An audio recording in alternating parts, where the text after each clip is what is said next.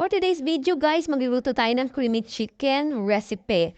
So napanood ko lamang po ito somewhere and then ginawa ko. So first time ko ito. So unang-una kailangan natin of course i-marinate natin ang ating chicken.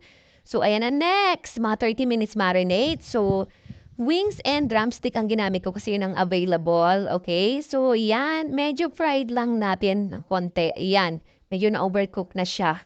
Okay? So, ang next natin, kapag natapos natin set, basaan muna natin yan. And then next is, magigisa na tayo. Okay, iyan, onion natin. Okay, set aside muna natin yung ating fried chicken. Okay, onion and mga after 10 minutes, 10 seconds na halo-halo, ilagay naman natin ang ating garlic. Okay, simple lang siya at mabilis ng lutuin. Okay, and next, okay, yan, may mushroom. So, whole mushroom ang available sa cabinet kaya ginawa ko yan, hiwa-hiwa ko pa yan. Pieces and stem sana para hindi na maghiwa. Pero, since whole mushroom na lang ang available sa cabinet, so yan, hiniwa-hiwa ko siya.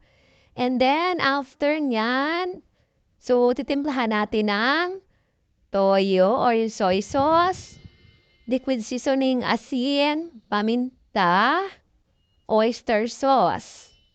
Ayan.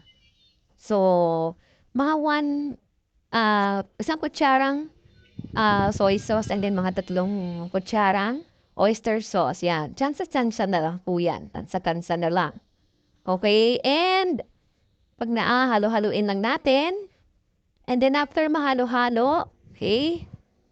Okay, nalagyan natin ng mga 2 cups of water. Okay? Lagyan natin yan. Hindi na po sa video yung maglagay ko ng water. Okay?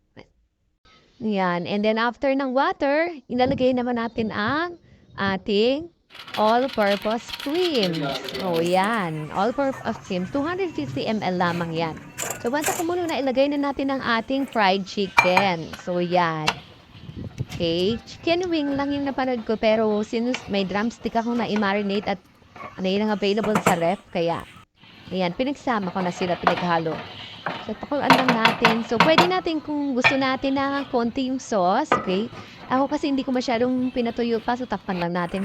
Kasi yung ating panganay, mahilig yun magsabaw ng mga ganyan sauce. So, baka mamaya, hindi na wala ng sauce panditira pag binusa yan sa kanyang plato. So, wag din nating sobrahan sa pagpapatuyo kasi nagmamantika ang all-purpose cream kapag ka nasobrahan. So, ayan, ganyan kadami ang kanyang sauce na ang gusto. So, ayan, luto na. Ready to eat. So, nafutuan ng aking bunso. Ito ang kanyang reaction. Okay? Mami, ang sarap ng luto mo. Wow, talaga? Nagustuhan mo? Gusto may Chef si Mami, chef. Chef ko si Mami. O, diba? Thank you for watching. Try nyo guys. Masarap siya, promise.